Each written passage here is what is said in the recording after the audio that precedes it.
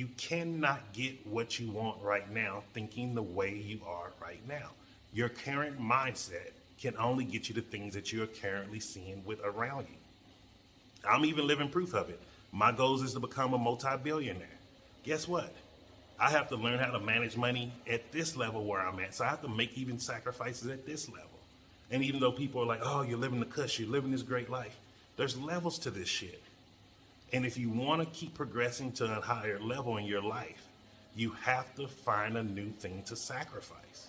It may be sacrificing your time from friends and family. It may be sacrificing your time from doing certain hobbies. You may not go out at night anymore. You may stop drinking. You may stop investing money into things that don't matter anymore. So you may stop eating out as much. You may start cooking at home. Like, it's all about sacrifice. If you want to get healthier, what are you willing to sacrifice? Are you willing to sacrifice your time and going in the gym? And are you going to be committed to it? Or are you willing to sacrifice some of those foods you so-called love? And are you going to be committed to that? It's all about sacrifice to get what you want in this world.